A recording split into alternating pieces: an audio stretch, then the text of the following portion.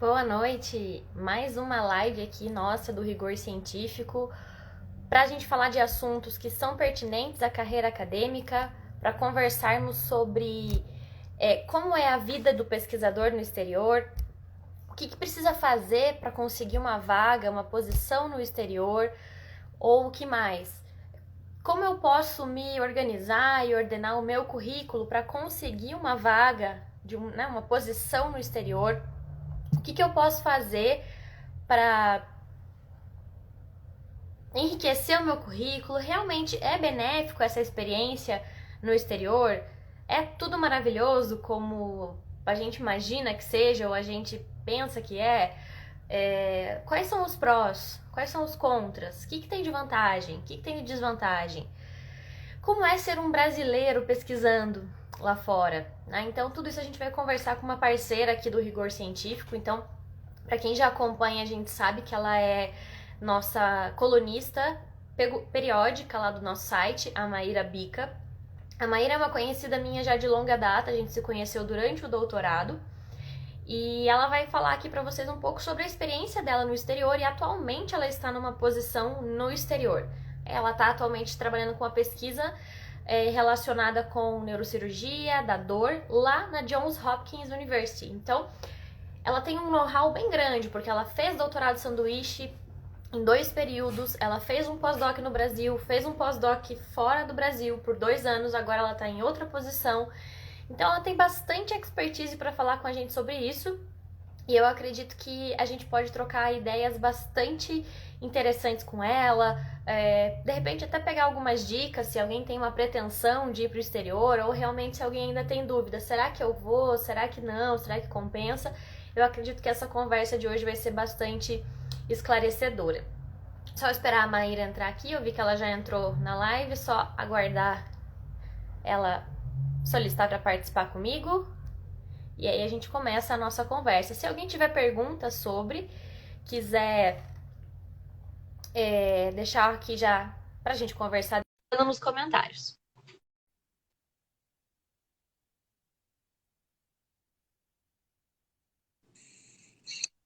Oi, Maíra, Oi, tudo bem? tudo certinho? Tudo bem também. E aí, que horas são agora aí? 6h13, horário de Baltimore. Ah, 1 hora só de fuso, então não vai Agora ser. estamos no horário de verão, graças ao bom Deus, o inverno tá fora. Que legal. Então, Maíra, eu estava conversando aqui com o pessoal antes de você entrar um pouco sobre a nossa história, né? Então, contei que eu conheci você durante o doutorado lá na UFSC. Então, eu estava. Acho que quando eu ingressei, você já devia estar no segundo ano, mais ou menos. Então, Que ano? Que ano e que eu entrar? 2014. Sim, 2 anos. Eu tava de É, doutorado, né? Mas na UFSC eu já tava desde 2007. Então, eu acho assim, eu só vou fazer essa introdução, aí eu vou deixar livre para você contar a tua história. Então, a gente se conheceu nesse período. Uhum. E assim, nessa época eu já sabia que a Maíra tinha uma experiência no exterior, então a Maíra fez 2 doutorados sanduíches, ou eu sei que você foi durante 2 vezes, né, para fora do país. Aí depois saiu fazer o pós-doc e continua aí em Baltimore até agora. Uhum. E a Maíra também é colunista aqui, periódica do Rigor, então sempre tem textos bacanas dela lá. Em breve a coluna vai estar de volta com bastante texto bacana. Então, Maíra, eu acho que esse tema que a gente selecionou para hoje, ele é bastante interessante e muita gente tem dúvida. E Uhum. muita gente também cria uma fantasia, né? Acha que só porque vou estar no exterior a vida é toda maravilhosa. Claro que a gente sabe, é bom, tem mil e uma oportunidades, mas tem a parte positiva e a parte negativa. Então, Uhum. vamos conversar aqui, conta pra gente um pouco sobre a sua trajetória, como é que você chegou e decidiu ir fazer parte da sua pesquisa fora do Brasil, conta o que você pesquisa, como é que é para você. Nossa, que loucura!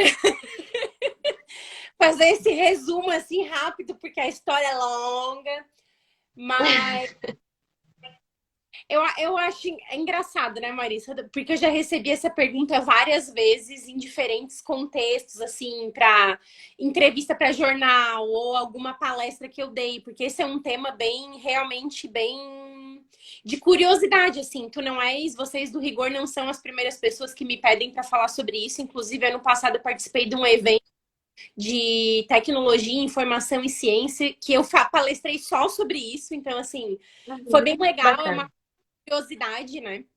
E eu acho que para mim morar fora já era uma coisa que eu gostava, que era uma coisa que eu já imaginava quando eu era criança. Aham. Eu sempre gostei muito de línguas. Então assim, quando eu era criança eu era apaixonada por francês. Sempre achei o francês a língua mais linda do mundo, tanto que agora eu tô nas aulas aprendendo porque eu quero realizar meu sonho de falar francês fluentemente. Mas o Bacana. inglês, mas o inglês eu sempre gostei muito também, assim, eu sempre gostei de assistir filme em inglês e aprendi no começo mais ou menos que sozinha, assim, fiz alguns cursos depois, mas foi mais por desejo mesmo de falar inglês. Eu sonhava em inglês quando eu era criança, tipo, que eu tava falando em inglês.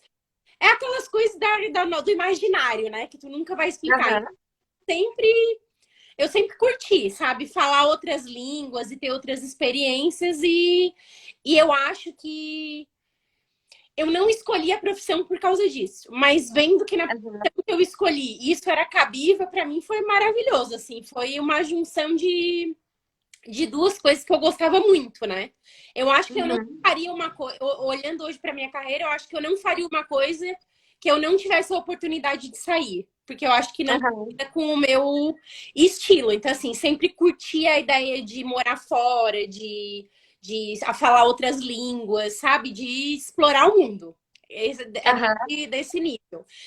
E a pós-graduação em si, né? E a vida de cientista em si eu acho que foi amor e também um pouco de sorte de coisas que foram acontecendo no Uhum. caminho, né?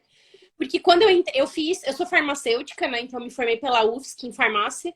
E quando eu entrei na farmácia, eu conto essa história também, eu entrei para ser perita da Polícia Federal, né? Esse era o meu objetivo. Eu vou fazer farmácia porque é a única que tem, na época era a única que tinha habilitação bioquímica e daria para fazer o concurso depois para trabalhar com ciências forenses, né? Que eu sempre gostei muito Aham. de investigação. E nessa época eu nem imaginava que dava para fazer pesquisa na universidade, né? Tipo, nem sabia o que se passava. Eu não sabia o Aham. mundo da universidade pública, né? Até a gente entrar na universidade pública e ver Exato. todas as. Uhum.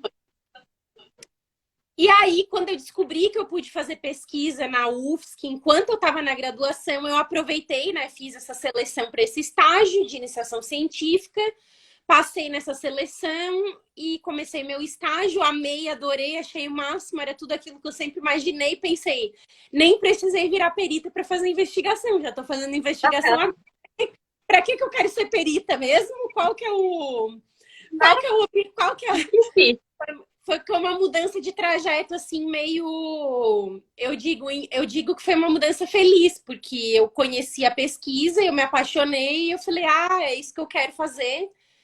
E aí, durante a minha participação, a minha parte na pesquisa, ainda na graduação, eu já estava de olho nas coisas internacionais. Então, assim, é que eu te falei, eu já tinha esse drive para fazer coisas fora, né?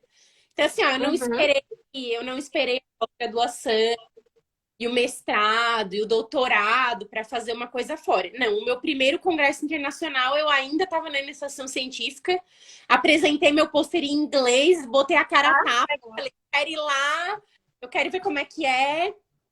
E foi, eu ingressei no laboratório em 2007 e o primeiro congresso internacional que eu fui, que foi a SFN, né, que para quem trabalha com a área de neurociências é um puta de um, é o maior congresso É o de maior.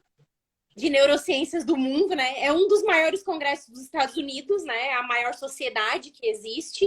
Tem, sei lá, para mais de 60 mil membros, né? O congresso em si tem geralmente 35 mil, 40 mil pessoas e do mundo inteiro, né? E foi o meu primeiro Saudade congresso, do congresso. foi o meu primeiro congresso internacional. Então, assim, por aí Aham. já tira como é que foi dali pra frente foi só acúmulo de outras experiências falando inglês e metendo a cara. E eu era daquele tipo que eu acho que é uma coisa que a gente pode conversar, né? Que eu não perdi uma boa oportunidade. A oportunidade aparecia, Uhum. eu falei, nossa, tem uma escola no Canadá, na... nem sabia que cidade era aquela, nem nunca tinha visto. É do meu interesse, tem alguma coisa relacionada com a pesquisa que eu faço, quero ir. E Aham.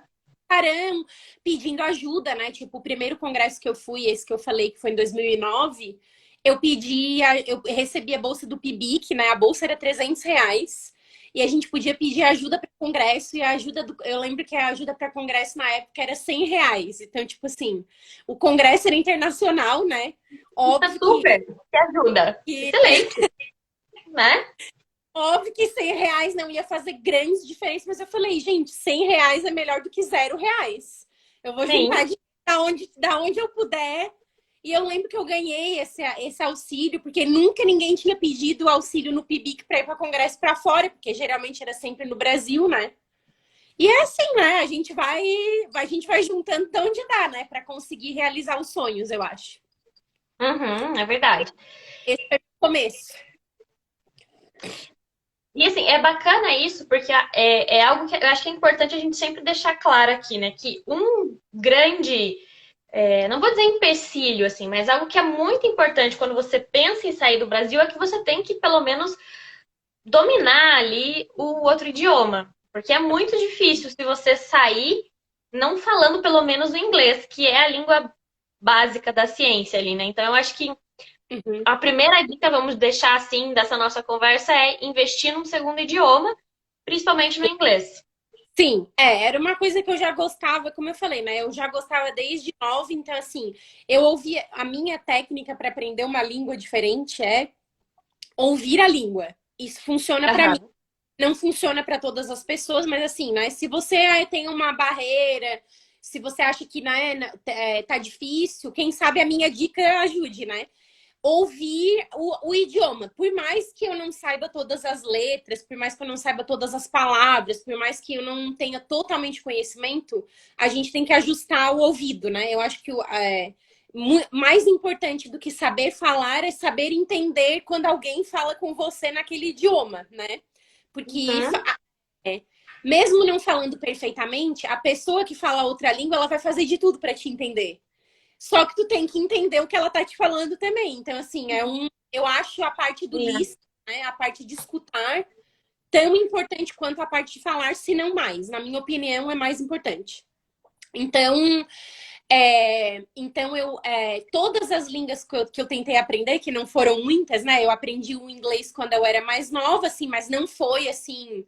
Não é e nem nunca será o inglês que eu tenho hoje, obviamente, morando no país que fala, né, a língua, né? A gente pode falar um pouco sobre isso depois também.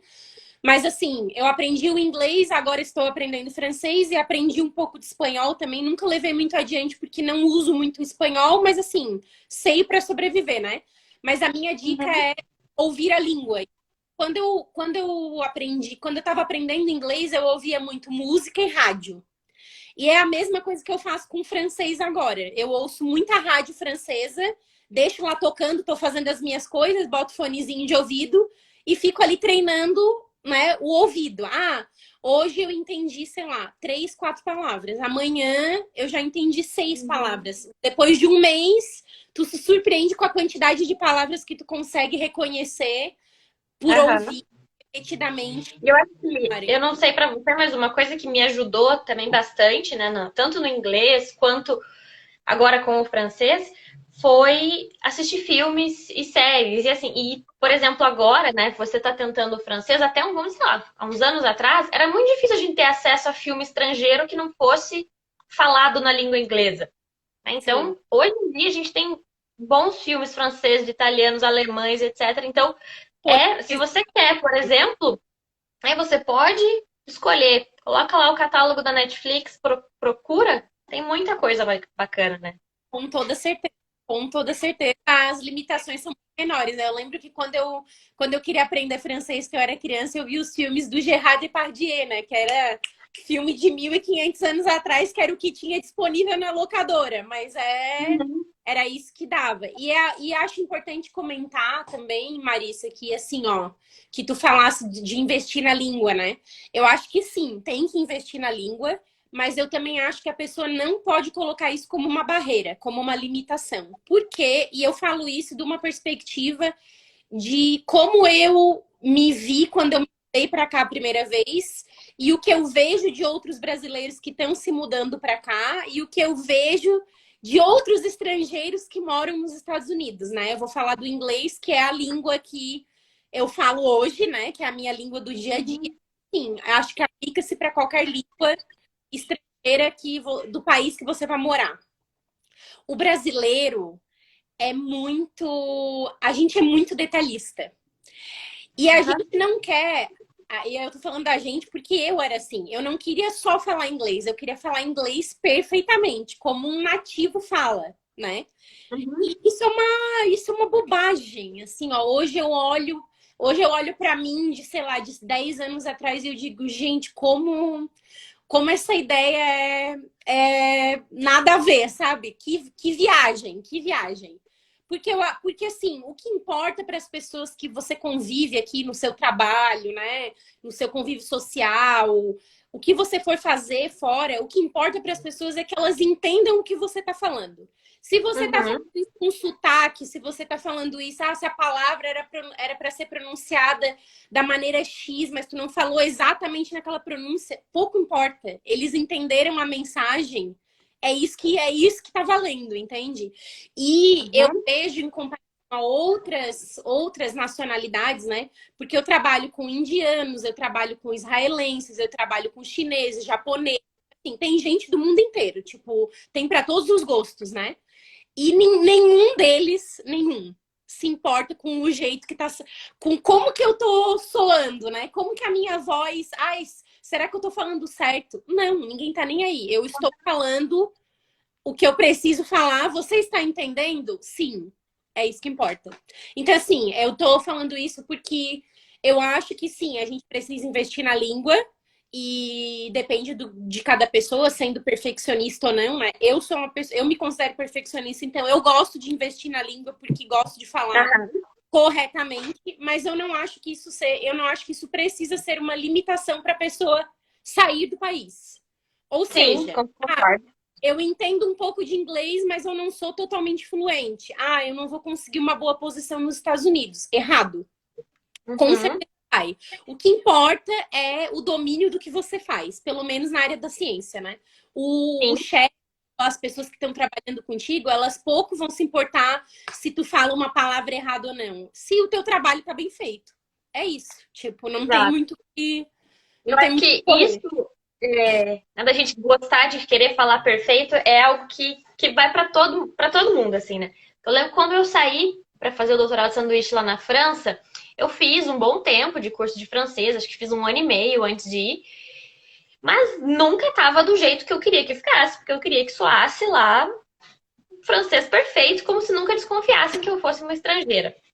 E Uhum. aí, quando eu cheguei lá, então acabava que eu falava bastante inglês no laboratório, porque tinha pessoas de vários países e tal. Mas aí no Sim. dia a dia tinha que falar francês e eu ia meio tímida, assim. Aí um dia eu fui fazer um passeio sozinha, fui visitar uma igreja lá em Paris, não me lembro qual. E tinha uma exposição de quadros e eu comecei a ver os quadros de uma senhora de idade, assim, bem velhinha, cabelo bem branquinho, veio falar comigo. E ela era francesa. E a gente começou a conversar e eu gastando meu francês lá, né? Ela, nossa, seu francês é muito bom. Da onde você é? E aí eu fiquei, aquilo pra mim eu ganhei o dia, porque pra mim meu francês era horrível. E ela ficou Uhum. super, conseguiu se entender, conseguiu conversar. Então eu acho que né, o idioma é importante, porque você precisa se comunicar. Mas a gente tem que perder esse medo, né, de, eu estou falando errado. É só a gente ouvir um americano, né, um inglês falando português. Também tem essas falhas. E a gente entende, né? Com E certeza. releva. Então tem que ser menos crítico, eu acho que nesse sentido, né? Bem menos. Não adianta querer ser perfeito, porque nunca vai ser. E assim, ó, vai ter situações que tu não vai saber como se expressar.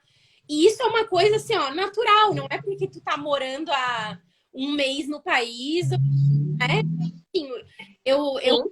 pra cá, né, Marissa? E a gente já comentou, brincou sobre isso algumas vezes. Assim, eu vim pra ficar 2 anos. Eu tô no meu 6º ano aqui, né? Não Aham, não contando os anos que eu vim pro sanduíche, né? Então eu fiquei de sanduíche, deu 1 ano e meio, 1 ano e 7 meses. Então, assim, somando tudo, é quase uma década, né? De morar fora do país. E, aham. assim, ainda hoje, tipo, eu sento, às vezes eu falo, nossa, como fala aquela palavra mesmo? Ou então eu me vejo numa situação que eu não sei, eu não tenho vocabulário, não, porque eu nunca precisei usar aquela palavra. E eu fico, nossa, como fala essa palavra? E daí tu arranja uma outra maneira de falar, tu se expressa de alguma outra maneira, assim, o importante é ser entendido. E assim, porque você não é nativo, é óbvio que nunca vai ser perfeito, sabe? Tipo, claro que dá para aperfeiçoar, que dá para soar maravilhosamente bem, por exemplo, para uma palestra, né, um talk, uma conferência, com um treinamento, sabendo o que tu vai dizer, né? Com certeza fica nearly impossible fica praticamente impossível de dizer que tu é uma pessoa de fora, mas assim, em questões do dia a dia também não tem nem porquê, porque por exemplo, no meu convívio, né? Eu convivo muito mais com gente de fora dos Estados Unidos do que de dentro dos Estados Unidos, né? Então é assim, as pessoas estão um pouco se importando se eu falo o inglês perfeito, lindo, maravilhoso, ou se sai com alguns errinhos uma hora aqui, outra hora ali. Então é super tranquilo. Aproveitando esse, né, esse gancho aí de que tem pessoas de várias etnias e tal, não é assim, não é curioso, por exemplo, vamos pensar aí na realidade dos Estados Unidos, né? Você comentando que tem muito mais pessoas de outros países trabalhando com você do que americano. Uhum, A Jaque, quando foi para o doutorado de sanduíche, fez o mesmo comentário, que tinha gente de vários outros países e poucos americanos. uhum, A gente conversa com outros colegas que estão aí que também falam isso. Não, tem muito gente de fora. Por uhum. que que acontece isso? Assim, por que que, sei lá, para nós parece algo tão incrível fazer ciência no exterior e assim, quem nunca quis ou quem não quer, tá tipo, sei lá, Eu tenho contando história. duas explicações para esse fenômeno. E uma explicação ela é romântica e uma explicação ela é a dura realidade, né? É como diz outro, Por favor. é os prós e os contras, né? Nunca tem só o lado bom ou só o lado ruim. Mas assim, a explicação romântica que eu tenho, que não deixa de ser verdade, mas o lado belo, né? É, o americano que faz mestrado, doutorado. Bom, geralmente o americano ele não faz mestrado, ele já faz o doutorado, né? O mestrado é uma coisa bem incomum para quem continua na academia, ou seja, para quem continua fazendo pesquisa dentro da universidade, né? Então, geralmente o que o americano faz, o americano que eu digo é o US citizen, né? A pessoa que nasceu nos Estados Unidos. Faz o mestrado já voltado para a indústria. Então, essa pessoa dificilmente vai fazer um doutorado. E a pessoa que realmente faz o doutorado, né, e que demora muito mais tempo do que a gente, então, assim, é quase com o mestrado e o doutorado juntos, porque o nosso mestrado são 2 anos e o doutorado são 4, né? Normalmente. Óbvio que isso tem extensões, dá para tu fazer por um tempo maior, com bolsa, sem bolsa, né? Dependendo da realidade do programa de pós-graduação. Mas, em geral, o doutorado deles aqui dura de 5 a 7 anos, que seria o mestrado combinado com o doutorado, né? Uhum. E de tudo que eu pude vivenciar nas diferentes universidades que eu trabalhei e com os diferentes pesquisadores com os quais eu colaborei dos Estados Unidos, a formação deles é muito específica. Então, é uma coisa assim, ó. Eu comparo a formação da pós-graduação do doutorado nos Estados Unidos com o doutorado, por exemplo, no Brasil, ou uma Índia, ou Israel, em países de desenvolvimento. A qualidade de informações é equivalente, digamos assim. Os programas de pós-graduação são muito bons. Porém, a formação Aham. americana é uma formação mais direcionada. O que eu quero dizer, vou dar um exemplo real. Por exemplo, o americano vai fazer o doutorado nessa tesoura. Ele vai destrinchar essa tesoura, o plástico vermelho, o plástico cinza, o metal, a formação dele é muito específica, certo? O Uhum. brasileiro, ele vai fazer o doutorado nessa tesoura. Ele vai destrinchar a tesoura? Vai. Não igual ao americano. Ah, o vermelho, o cinza, o metal. Mas a gente vai dizer, ah, essa tesoura corta madeira, ela corta papel, ela... as aplicações da tesoura, os diferentes momentos em que você pode usar a tesoura, a nossa formação, ela é mais abrangente em comparação ao que eu vejo, né, ao que eu vi. E olha que não, e não foram poucos, foram muitos, né? Então, assim, quando eles sabem muito de uma coisa, tipo, de uma coisa específica. E a nossa formação é super abrangente. Então, na academia, é muito difícil encontrar uma posição que é para fazer só aquilo dali. Geralmente você precisa de um profissional que detenha uma, duas, três, quatro, cinco técnicas. Esse seria o profissional ideal, né?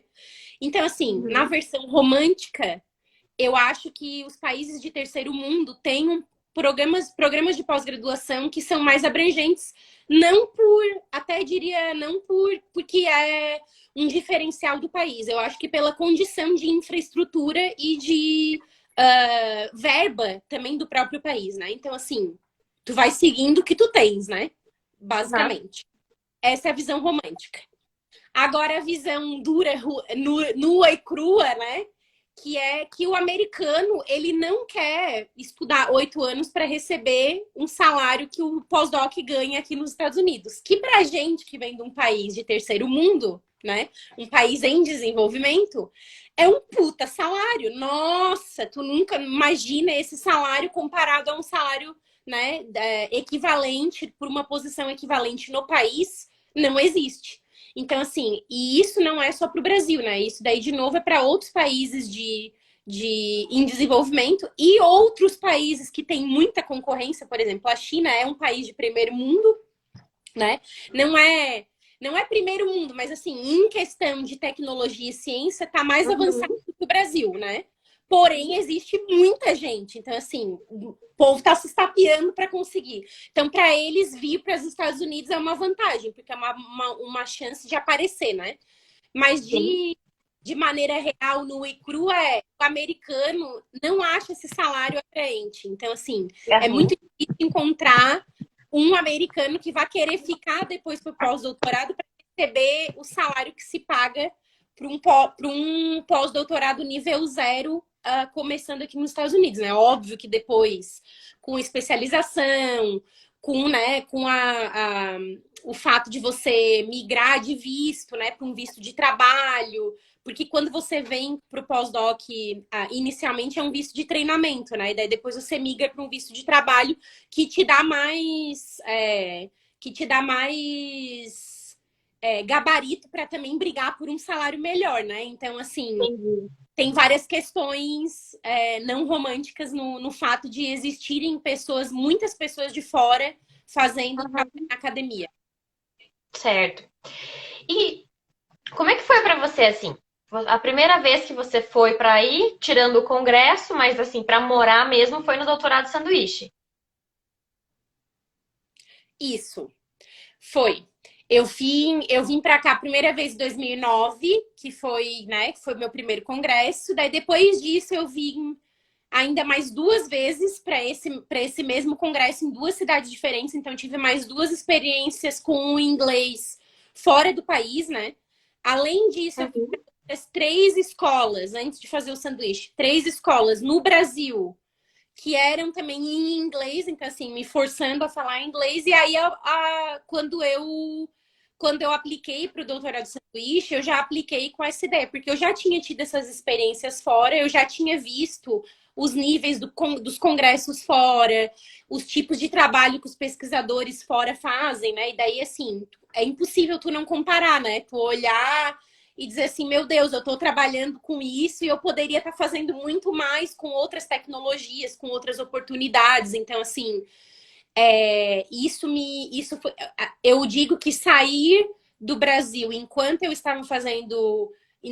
ainda estava na graduação e fazendo mestrado, foi o determinante para mim, para eu pensar assim, não, eu preciso sair para fazer pesquisa fora. Se eu quero fazer um trabalho de qualidade, eu preciso dessa experiência.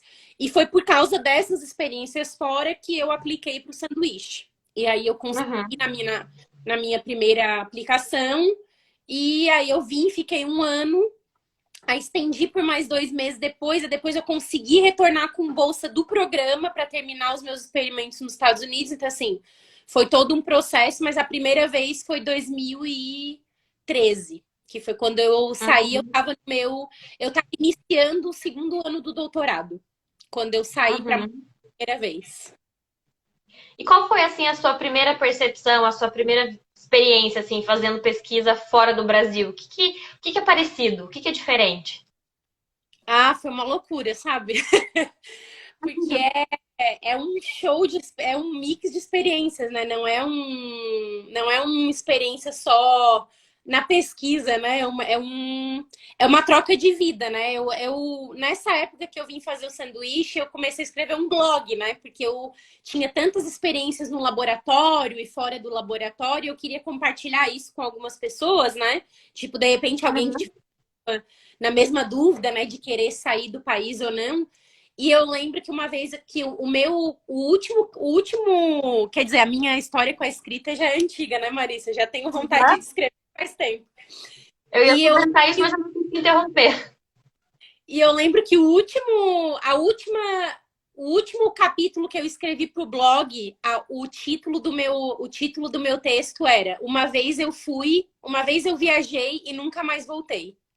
E é isso, tipo, uma vez que você sai do país, aquela pessoa que foi, ela nunca mais vai voltar. Não existe mais aquela pessoa, né? É Não tem verdade. mais, não tem o botãozinho rebobinar, né? E voltar a ser quem você era. Não existe.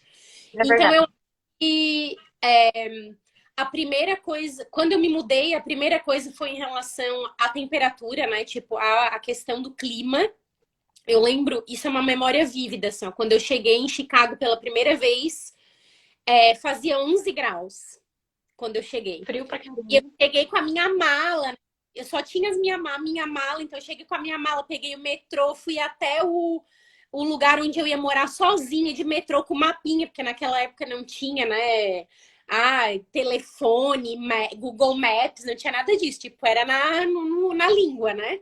No osso. Uhum. E o mapa impresso, não sei o que. E eu lembro quando eu saí da estação de trem, eu tava de casaco, de cachecol, tava assim, meu Deus, que frio. E eu olhei as pessoas na rua, as pessoas de chinelo, de dedo, de short, de camisa. E daí eu pensei, Uhum. gente, a gente é louco. Foi assim, ó, o meu primeiro choque foi ali. Foi a minha. Vamos contextualizar aqui, né? Maíra de Laguna, lá em Santa Catarina, cidade praiana, fez Uhum. graduação, mestrado, doutorado em Floripa. Então, acho que esse choque aí do frio vem, né? Porque, claro que no Brasil todo a gente tem, né, esse clima diferente de lá, mas principalmente, né, nessa condição aí. Por isso que a Maíra tá comentando do tempo, né, da temperatura. E foi a primeira coisa, a temperatura. Porque nunca tinha visto a neve, nunca. Assim, a gente pega a temperatura fria em Santa Catarina, né? 5, 6 graus, mas assim, é um dia ou outro no inverno, não é Uhum. assim, né? Não é uma coisa contínua, né? E eu lembro quando eu cheguei, eu olhei, nossa, 11 graus, essas pessoas são loucas. E aí, quando eu passei um frio de menos 22, eu entendi por que com 11 graus as pessoas estavam de short, camiseta na rua, né? Então, assim, Caramba. Uhum. o primeiro baque foi em relação ao ambiente, né? E aí, em relação à pesquisa, é assim, é muito diferente, né? Assim, eu já tinha, no Brasil, eu já tinha vivenciado a experiência de vários laboratórios, porque eu tinha feito colaborações com outras pessoas, né? Enquanto eu estava no laboratório na UFSC, então assim, eu já tinha viajado vários laboratórios dentro do Brasil, laboratórios no Nordeste, laboratórios em São Paulo. Então, assim, eu tinha vamos dizer assim, uma certa experiência com outros laboratórios que não somente o meu, né? Uhum. E, mas quando eu cheguei em Chicago foi assim, muito diferente, porque são muita. Eu me senti assim entrando na Disney. Tipo, entrando num Beto Carreiro, sabe? Parque de diversões. Uhum. Tinha máquina para tudo quanto era lá, tinha coisa que eu nunca tinha feito na vida. Tinha as coisas simples que todo laboratório tem, mas tinha coisas assim que nossa, tu fica assim maravilhado, né? Então, eu acho que passei por essa primeira experiência de tipo me adaptar à nova realidade, né? Do que o laboratório tinha a me oferecer e liguei aquele modo, tipo, modo turbo, né? Falei, nossa, se tem tudo isso, eu quero aproveitar o máximo do máximo do máximo que eu posso fazer nesse lugar. Então, assim, me joguei de cabeça. Fugi Uhum. inteiro no começo, na primeira vez que eu morei, porque eu queria me forçar a falar inglês, eu queria melhorar, né, assim, para ficar mais fluente. Aham. E eu acho que foi uma experiência super válida, assim. E Bacana. foi o que me abriu a porta para voltar depois, né? Foi essa pessoa com a Uhum. qual eu trabalhei, foi esse cientista que me ofereceu o cargo para eu voltar depois como pós-doc. Então, assim, Que bacana. um bom trabalho. Quando você vai para um lugar fazer um sanduíche, você faz um bom trabalho, a probabilidade de você receber uma proposta é grande, né? Então, assim, Uhum. É, aqui a gente tem um seguidor que sempre acompanha nossas lives, o Elder. Primeiro que ele já falou que adorou muito você, ah, mas ele fez uma pergunta que tá dentro do que é interessante a gente fazer. Como é que os americanos recebem os brasileiros aí? Como é que você se sentiu na primeira vez, na segunda vez? Hoje você ainda sente que tem alguma coisa diferente ou não? é engraçado, sabe? Porque eu diria que conhecendo diferentes laboratórios e diferentes pessoas que passaram por diferentes experiências, e aí pessoas que eu tô falando aqui, brasileiros que vieram fazer o sanduíche ou pós-doc aqui, né? As experiências são diferentes. As minhas foram sempre muito positivas, porque no laboratório que eu fui, né, a primeira vez em Chicago, ele já, o PI, né, o cientista, o chefe do laboratório, ele já colaborava com outros brasileiros. Então, ele, assim, ele amava os brasileiros. Tipo, ele sempre achou. Uhum.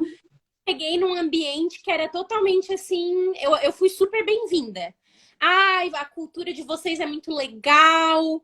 E, assim, de modo geral, nos lugares que não são relacionados à universidade, os americanos têm uma ótima visão do Brasil, assim, que é um povo muito acolhedor, que é um povo muito caloroso, que são pessoas muito simpáticas. Então, assim, essa é a visão de modo geral que o americano tem do brasileiro, né? Óbvio que tem lugares, por exemplo, né? Já tive outros colegas que foram para outros lugares e que não foram assim tão bem recebidos porque já tinha ocorrido de outros brasileiros terem ido lá feito a experiência, e aí a experiência do pesquisador com aquele brasileiro não foi tão legal. Então, a pessoa já fica Uhum. com. Eu acho que é o ranço coletivo, né? Tu conhece uma pessoa e vem daquele país, não deu muito certo, então tu já fica meio que, provavelmente tudo que vier de lá é, é ruim, né? Mas assim, no meu caso foi bem positivo. Os primeiros, de modo geral, todos os lugares aqui de fora que eu trabalhei, eles têm uma visão de que o brasileiro é um povo caloroso e trabalhador. Então, assim, eles têm a visão de que a gente trabalha muito. E é realidade. Tipo assim, eu Uhum. cheguei no laboratório, eu comecei a trabalhar, o meu chefe olhou pra mim e disse, vai embora, porque tu tá trabalhando demais. Mas é que Aham. a gente já tá naquele modo prevendo o que vai acontecer, né? Que é a pesquisa que a gente faz no Brasil normalmente, né? Vem o dinheiro para o projeto, você tem que planejar os seus experimentos pelos próximos, sei lá, 6 meses, 8 meses, às vezes um ano. Então é aquela pesquisa que já está toda programada e tu já tem que estar todo trabalhado para aquilo tudo acontecer. Então é pau na máquina, né? Vamos e não sei. Uhum. E aqui a realidade é totalmente diferente. E a infraestrutura é muito melhor, os reagentes chegam, né, a tempo. Tu pede num dia, o reagente chega no outro, não demora 6 meses para chegar. Então, assim, a pesquisa é mais. Eu acho que aqui realmente a pesquisa, a pergunta faz o experimento para responder.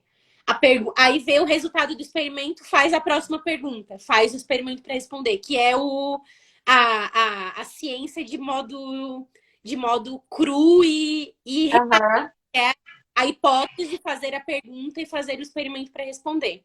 Que aqui... Todo mundo deveria ter a oportunidade de fazer, né? Isso. Bom, então falamos da recepção, falamos como é. Vamos pensar assim, o que você acha que é imprescindível para uma pessoa que quer fazer pesquisa fora do Brasil fazer? O que assim seria algo, claro, além de ter a vontade, a disposição, etc., mas o que seria um diferencial, assim, para alguém conseguir uma posição fora? Ah, olha, eu acho que o diferencial sempre vai ser a motivação.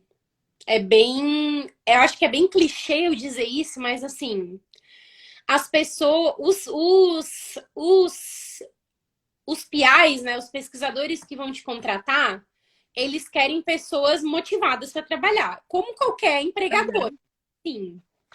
Não interessa se é nos Estados Unidos, se é no Brasil, se é na Europa, né? Em determinado país da Europa, a pessoa quer trabalhar. Eu acho que um ambiente de trabalho é um ambiente bom quando as pessoas estão motivadas a trabalhar. É claro que isso não depende só de você, né? O chefe, ele imprime muito disso, né? Da maneira dele de trabalhar, ele imprime muito no laboratório e a maneira como ele lida com o laboratório também vai determinar o clima, né, do laboratório, o ambiente, o environment, né? Como que as pessoas se trabalham e qual é a motivação para trabalhar. Mas, assim, eu acho que o diferencial da pessoa que quer trabalhar fora, com certeza, é a motivação. Porque, assim, independente do tamanho do laboratório que você vai trabalhar, porque isso também é muito importante. As pessoas perguntam muito para mim, né? Ah, Maíra, eu consegui uma posição X em tal lugar, o que que tu acha? Aí eu pergunto, quem que é Não, quem que vai ser o pesquisador principal, né? Aonde que é? Qual é a cidade? Tipo, eu faço sempre essas perguntas porque, assim, eu acho que a pessoa tem que ver o tamanho do laboratório. Quantas pessoas tem naquele laboratório? Como que vai ser o ritmo de trabalho? Qual que é a rotina? Sabe? Isso são perguntas que você que está querendo sair para trabalhar fora tem que se fazer. Porque dependendo de como for o laboratório, você vai ser mais ou menos exigido e você vai ter diferentes funções dentro daquele laboratório. Mas independente se o laboratório é grande, perdão, ou se o laboratório é pequeno, né? A motivação ela tem que ter, porque num laboratório grande você tem que estar motivado o suficiente para trabalhar no gás de todo mundo.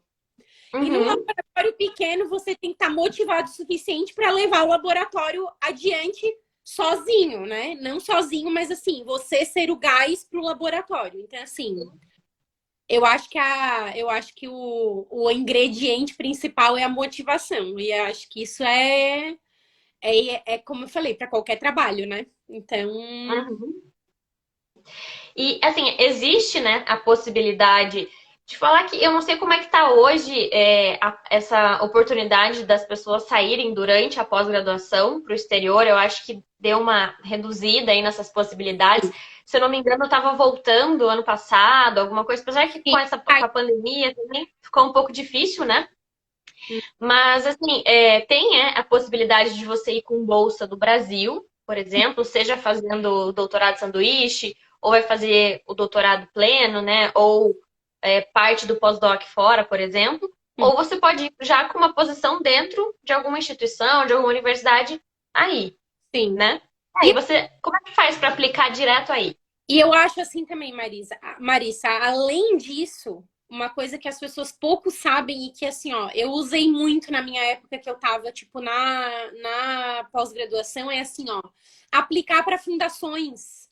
Porque existem vários grants, vários fellowships de diferentes fundações internacionais para a pessoa ir ficar 3 meses, 6 meses, às vezes um ano, sabe? E assim, ó, não é um processo simples de aplicar, mas assim, nada é simples, né? Tudo precisa de burocracia, tudo precisa de escrever projeto, de trabalho. Então, assim, o trabalho vai ser o mesmo. E se você está aumentando as suas chances de sair, se é isso que realmente você quer, tem que ir atrás, entendeu? A IBRO, a Brain Foundation, a Pain Institute, sabe? No que você está trabalhando? Ah, eu estou trabalhando com dor. Vai vasculhar lá todas as fundações que trabalham com isso, porque sempre tem um grant, uma coisa. E assim, ó, Não sendo fundação e associação internacional, existem várias empresas privadas que também dão grant para pesquisa. Então, assim, várias, inúmeras. Aqui nos Estados Unidos é muito comum, principalmente empresas de tecnologia. Sempre tem, ou para alguma doença rara, ou alguma doença de muita incidência, tipo Alzheimer, bomba, tem sempre opções, né? Tem sempre oportunidades. Então, assim, ficar de olho nessas outras opções que não é só o laboratório, o dinheiro do laboratório dos Estados Unidos ou o dinheiro do governo brasileiro, né? Mas aí, Uhum. a pergunta do dinheiro dos Estados Unidos, eu acho assim, é mais fácil se você tiver uma conexão com o PI, né, com o pesquisador, e daí a conexão que eu digo é assim, ó, não precisa você conhecer a pessoa, não precisa você conhecer o pesquisador, mas conhecendo alguém que já trabalha na universidade, conhecendo alguém que já trabalha numa universidade americana para te indicar, porque esses caras, eles até aceitam pessoas de fora, mas eles geralmente pedem uma recomendação, eles querem saber se você, né, realmente vai trabalhar, se você é uma pessoa séria, se o trabalho vale a pena. E aqui nos Estados Unidos a pessoa vive da impressão alheia, né? Isso aqui é isso é uma coisa que eu vou dizer que é assim, a pessoa desde o momento que você chega, você está sendo avaliado. O seu score de crédito, né, para você conseguir comprar coisa, para qualquer coisa tem uma pontuação. E é geralmente baseado numa avaliação de pares, né? Numa avaliação de outras pessoas ou instituições, né? E para conseguir um trabalho ou um que a gente chama aqui um internship, né? Que é uma posição dessa para tu vir para treinar, né? Você precisa de recomendação. Então, assim, o ideal o que é uma coisa que eu acho que também não pode faltar é o networking, né? É a pessoa conhecer, enfiar a cara. É isso que eu digo. Vai no congresso, vai lá, conversa com o cara, aperta a mão do cara, meu nome é fulano de tal. Pode ser que dali 5 minutos o cara não lembre de ti, mas assim, se tu precisar daquele cara algum dia, tu vai escrever pro cara e vai dizer assim, olha, lá naquele congresso X, no ano tal, eu sei que tu não vai lembrar de mim, mas eu fui lá, eu apertei a tua mão, a gente conversou disso, daquilo outro. Tu tens gabarito para conversar com o cara, entendeu? Agora, se tu vai no congresso, tu não fala com ninguém, não mostra a tua cara, ninguém sabe quem tu é. Quando que tu vai precisar de alguém para te recomendar ou para te dar uma luz? Com quem que tu vai falar? Uhum. Tu tem que ser conhecido. Então, assim, vai. Networking é muito importante, é verdade. Muito importante. Porque eles te mostram oportunidades, né? Então, quando, por exemplo, eu fui sair para o sanduíche, eu lembro que eu queria ir para um laboratório nos Estados Unidos, mas era meio que assim, muito difícil conseguir ir para lá, porque não tinha, né, parceria entre os orientadores ainda, nada disso. Mas eu queria ir pela linha de pesquisa.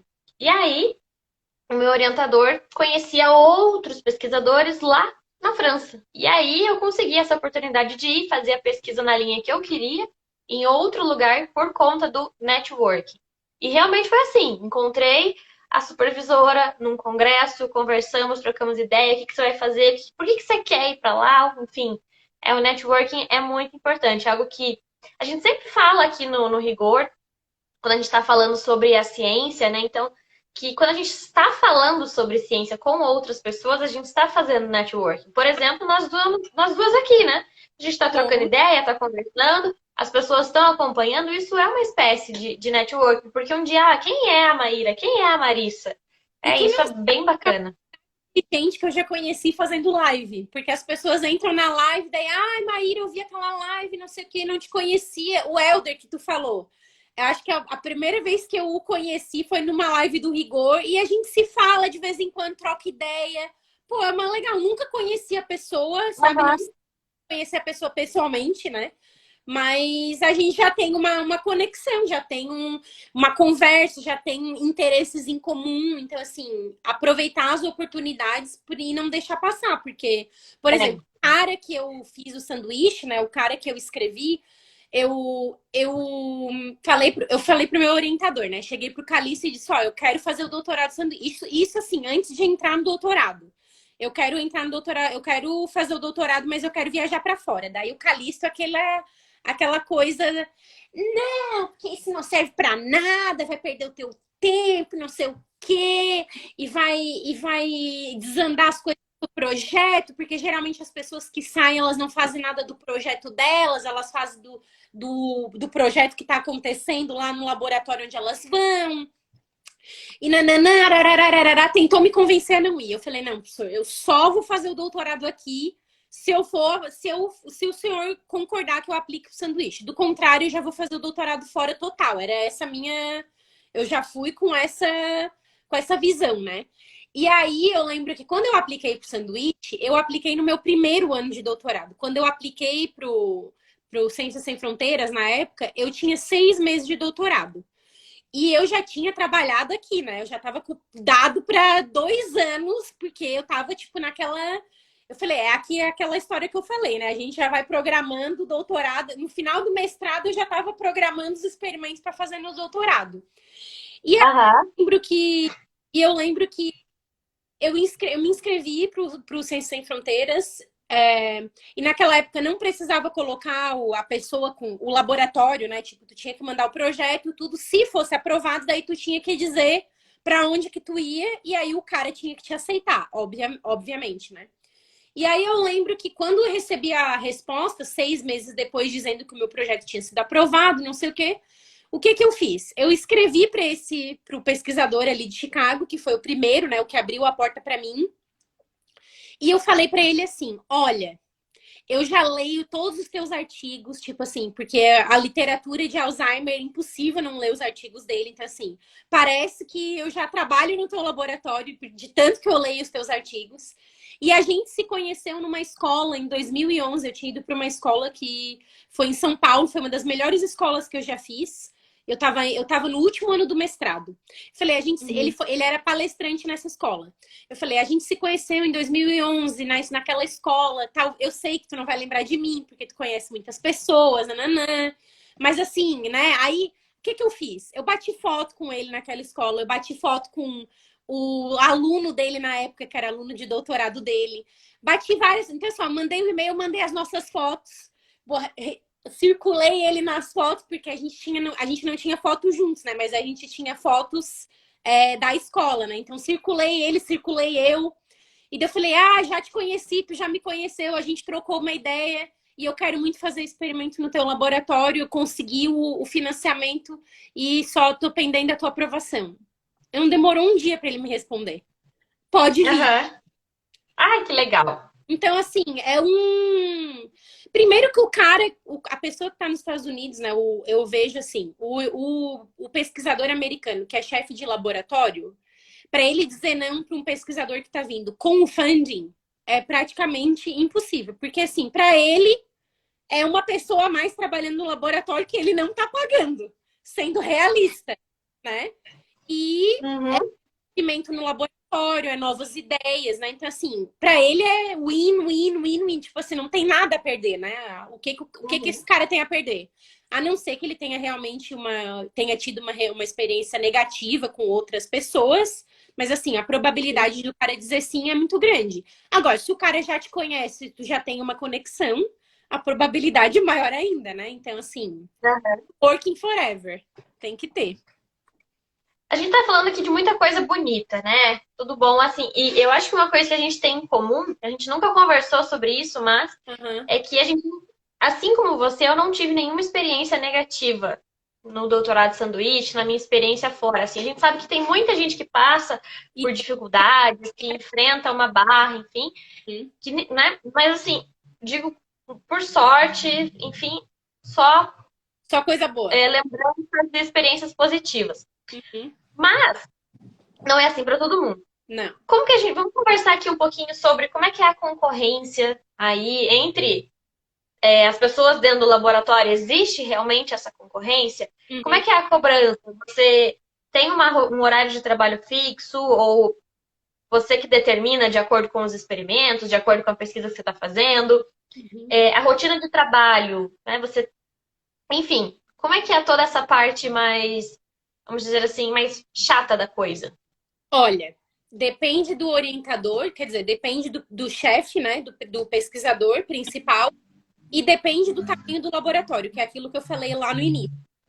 Então, assim, A competição, ela vai existir se o laboratório é muito grande, isso é uma coisa que eu vi em vários laboratórios grandes que eu trabalhei, e se o orientador, né, se o pesquisador é um pesquisador de ponta, tipo, o cara que ganhou o prêmio Nobel, o cara que ganhou o prêmio sei lá o quê, sabe? Tipo, os caras que são, vamos dizer assim, os badalados da ciência, né? Então, assim, os caras que estão no top da onda, né?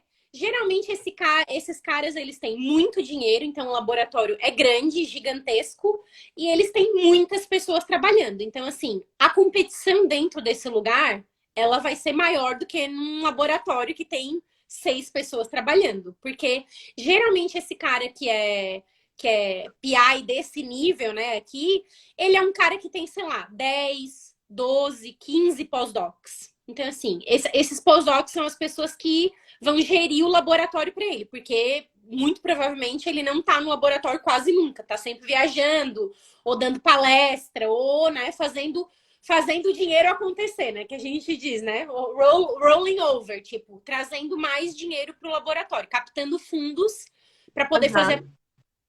Então, nesse tipo de ambiente, a competição ela vai ser muito mais acirrada, por exemplo, do que num laboratório que tem 6, 7 pessoas trabalhando. Mas isso não é via de regra. Eu acho que a competição existe se o pesquisador principal fomenta essa competição. Então, assim, eu já trabalhei para pesquisadores que fomentavam essa competição porque queria ver realmente sair o melhor, né, dos alunos, o melhor dos pós-docs. E já trabalhei em lugares que o pesquisador não fomenta a competição de maneira nenhuma e o que vale é o teamwork, né? Tipo assim, tá todo mundo trabalhando num único objetivo. Claro, vai ter a pessoa que vai ser o primeiro autor do trabalho, mas tá todo mundo do laboratório envolvido, tá todo mundo dentro daquele esquema trabalhando naquele projeto. Então, assim, a vitória de um é a vitória de todos, né? Então, existem os dois ambientes. Isso aí é infalível, né?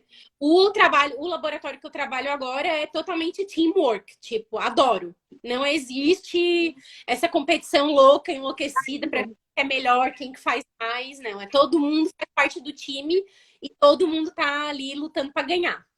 É isso que assim Uhum. funciona. E em questão de tu perguntasse, eu já falei tanto que até me perdi. Da Da competição, rotina. e qual que Rotina, era? cobrança, os horários. Ah, Tem muita cobrança. Você tem que me apresentar os dados tal, tal, tal dia. Você tem que chegar aqui às 8 e ir embora às 5 todo dia. não. Não, a rotina ela é mais tranquila nesse sentido. Normalmente, né? A pessoa que está fazendo um pós-doc ou trabalhando como pesquisador, né, já contratado, que no caso que seria o meu caso agora, a pessoa tem total liberdade para fazer o horário de trabalho dela, né? O trabalho tem que Uhum. ser feito. Se você vai fazer da meio-dia até as 8 da noite, você vai fazer das 8 da manhã até as 3 da tarde, pouco importa, né? Então, assim, você que se gere, né? Essa é uma ideia comum. Porém, em alguns laboratórios e outros, né? É o que eu digo, depende da personalidade do investigador principal, né? Porém, em Aham. alguns laboratórios, o que você tem que procurar é se o PI, né, que é o Principal Investigator, que é o que eu falo sempre, que é o chefe do laboratório. Se o chefe do laboratório, ele é do micromanaging, que a gente chama, ou seja, é aquele cara que quer estar por dentro de tudo, quer saber tudo que está acontecendo. Se ele for muito de controlador nesse sentido, óbvio que você vai ter que estar lá nos horários que ele tá lá, que você vai ter que conversar com ele quando ele estiver disposto a conversar, apresentar, né, a tua agenda de experimentos do mês. Então, assim, depende muito de como que é o chefe, eu acho. Se o chefe não for tanto do micromanaging, for um chefe mais assim, olha, eu quero o resultado e era isso que tem para hoje, daí você faz conforme você tá acostumado, né?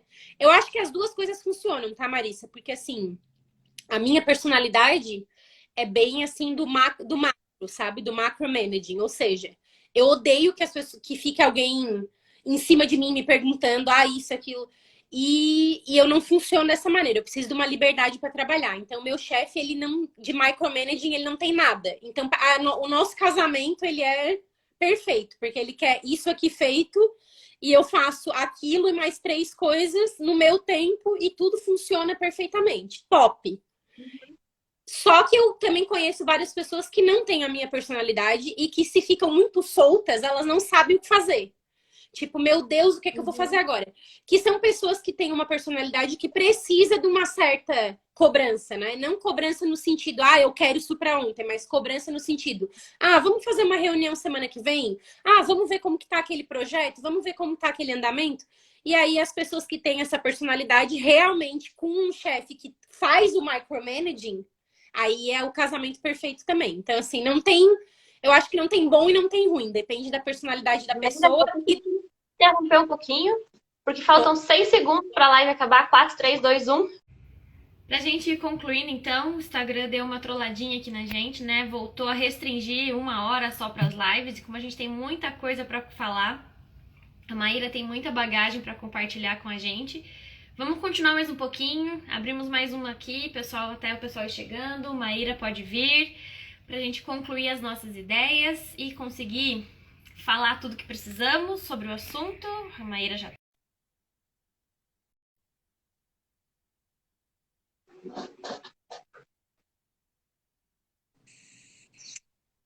Esse Mark Zuckerberg aí, hein? Agora voltou a limitar lives de 1 hora.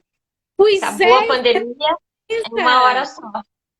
Eu Porque fiquei até, assim, até um tempo você ia lá 1 hora e meia, 2 horas, enfim, agora não. feliz, nenhuma delas teve, cortou. E eu quase nem gosto de Aham. falar, Larissa. Se deixar, eu Pois vou é, então. falando, vou falando. Mas esse é um assunto que tem tanta coisa para falar, né? Mas eu acho que, assim, talvez para a gente já ir se encaminhando para as considerações finais sobre, eu te perguntaria, assim, o que que você vê de prós e contra? Ficar longe da família, morar longe de casa. Obviamente, a gente faz outros amigos, acaba cultivando outra família. O Uhum. que que você apontaria, assim, de positivo, de negativo? O que que é mais difícil para você?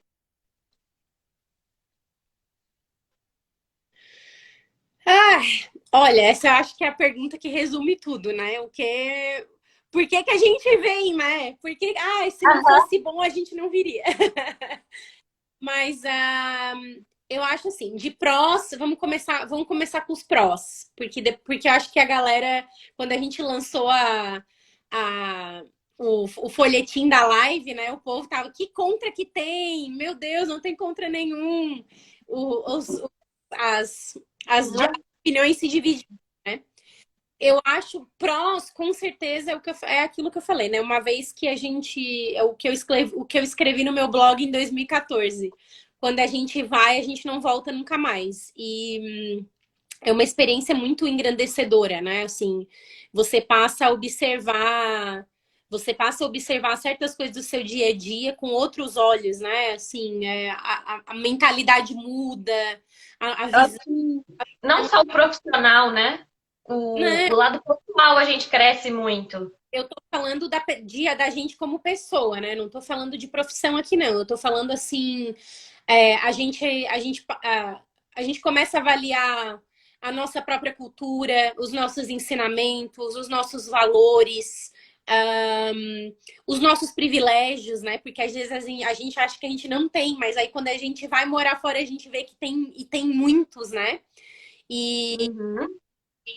então eu acho assim, é um amadurecimento pessoal e não tem como a pessoa não mudar, porque é impossível, assim, diante de situações que a gente vê acontecerem no dia a dia, e situações no trabalho, e situações no círculo social, com diferentes pessoas, é impossível você entrar numa experiência dessa, né? Você sair do seu país e não olhar aquele país que você foi com um olhar diferente, porque antes de você sair, você faz uma ideia, né? E aí você chega, você vê tudo aquilo que era aquilo exatamente como você imaginava e tudo aquilo que você não sabia, que você nem imaginava que também faz parte daquele país.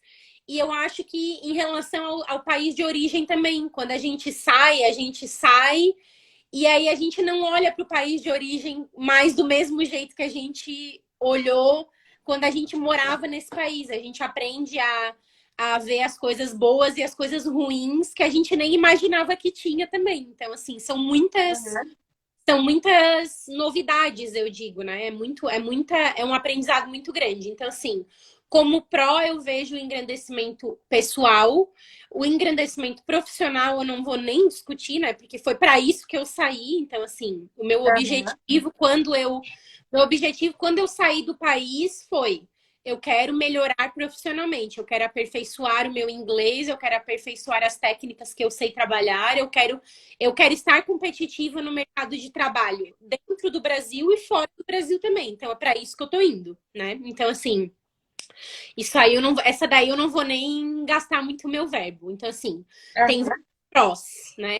E aí, ó, de novo, né? Conviver com outras culturas, aprender outras línguas, viver outras pessoas, ver outros lugares, e daí, né, poder viajar e poder fazer coisas que antes no Brasil tu não fazia, sem comentários. Qualidade de vida, segurança, né? N motivos, N prós, né? E daí, como contra, Aham. né? Eu acho assim, tem vários contras também, né? Se tu for parar pra pensar, né? Que são, que para algumas pessoas podem não ser contra, porque, de novo, né? Eu não sei como é que é a relação familiar, né? De toda. Tipo, tem gente que sai do Brasil e dá graças a Deus, meu Deus, a minha família Uhum. mora longe. Sim. Conheço, não julgo essas pessoas, não julgo. Mas, né, existe. A gente sabe que nem todo mundo se dá bem com os familiares, com os parentes, com os amigos, né? Tipo, que os poucos amigos que tem também não é aquela, ai meu Deus, amigão do peito. Eu não sou essa pessoa, né? Tipo, a Da pessoa desapegada mesmo. desapegada total. Não, eu não sou essa pessoa. A minha família é a minha base, né? Minha família é tudo pra mim. Os meus amigos, igualmente. Então, assim, quem é meu amigo sabe que os meus amigos, eles moram ali no meu coração, igual o meu irmão mora, sabe? Então, assim, Uhum. eu sou muito apegada nesse sentido. Então, eu acho que com certeza ficar longe da família e dos amigos é um contra, pra mim, total. E é uma coisa que a gente aprende a trabalhar, né? E aí, de fato, pra mim, o que que foi? Qual é a probabilidade de eu continuar morando na cidade que eu nasci? Zero, porque eu saí de lá quando eu tinha 14 anos, né? E eu morei em Florianópolis por quase 14 anos, ou seja, eu morei por quase tempos idênticos onde eu nasci e na cidade que eu estudei, né? E então, assim, eu já vivi boa parte da minha vida longe, tipo assim, era um longe alguns quilômetros, né? 300 quilômetros de distância, mas assim, era longe, tipo, eu não tava ali para minha mãe, pro meu pai, pro meu irmão o tempo inteiro. Então, assim, eu já estava afastada. E aí, assim, eu só fui mais longe, né? Então, assim, ficou um pouquinho mais. Então, eu acho que aprende a conviver com as distâncias, né? E com certeza a internet, FaceTime, WhatsApp, Skype, todas essas coisas facilitam, né? A matar a saudade, Uhum. mas isso é um contra. E eu acho que um outro contra para mim que conta muito assim é a comida. É uma coisa assim, eu tenho um apego com a comida brasileira.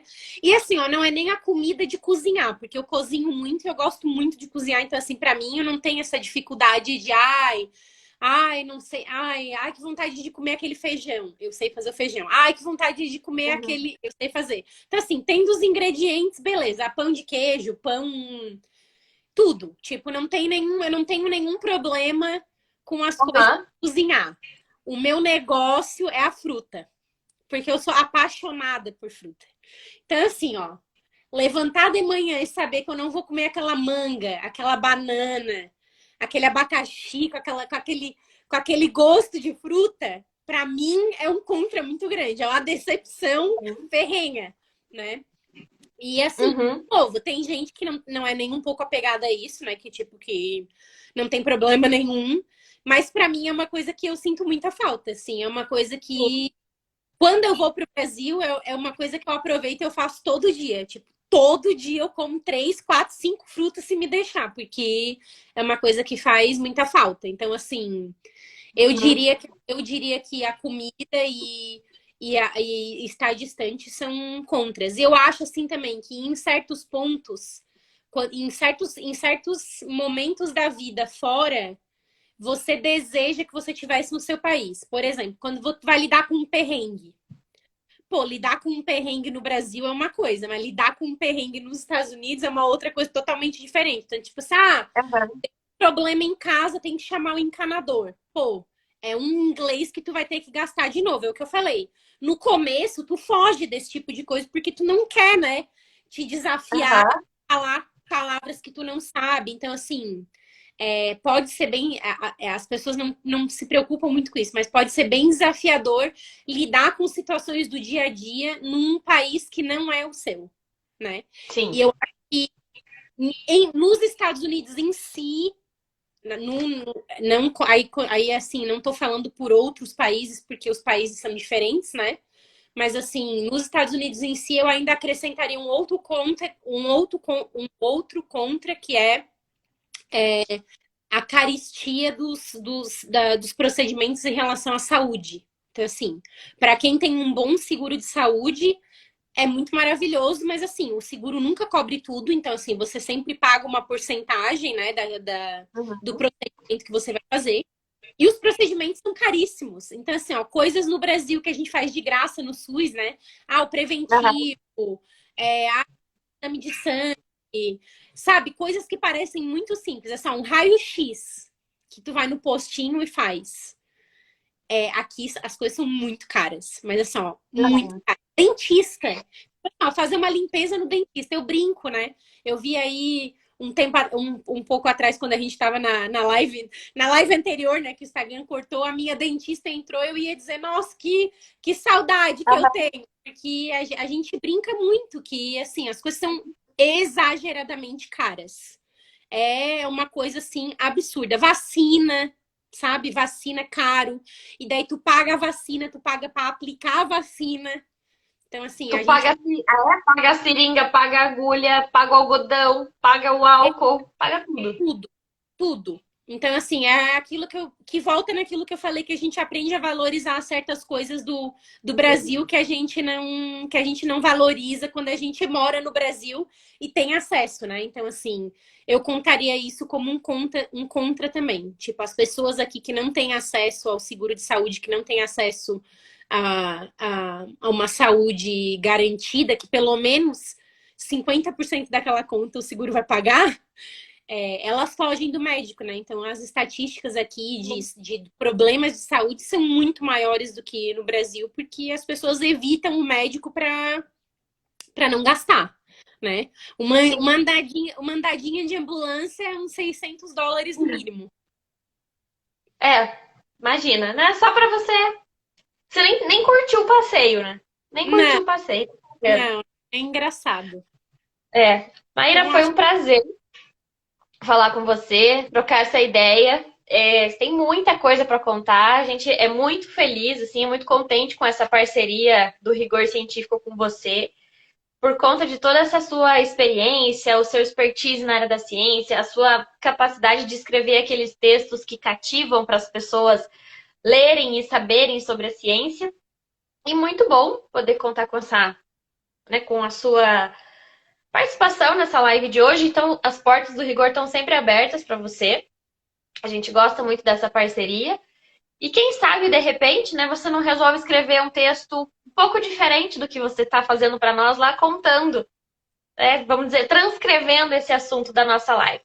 Fica aí, assim, só uma pulguinha atrás da tua orelha, né? Nada disso. É só um prazer, adorei. Né, acho que vai dar uma ideia aí para bastante pessoas que têm essa vontade, que querem ter essa oportunidade, até mesmo para saber por onde começa, né? Foi Uhum. muito bacana mesmo. Muito obrigada pelo convite. Eu também sou felicíssima com essa parceria. E vocês sabem que quando vocês quiserem é só me chamar, porque para falar eu tô sempre pronta. A gente só tem que mudar um pouquinho essas normas aí do Instagram, né? Mas tudo bem.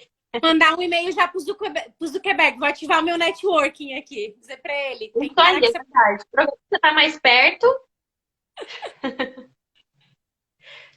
Então tá jóia. Obrigada, Maíra. Tudo de bom. Tchau, tchau, E gente. estamos Obrigada. aí. Tchau, tchau.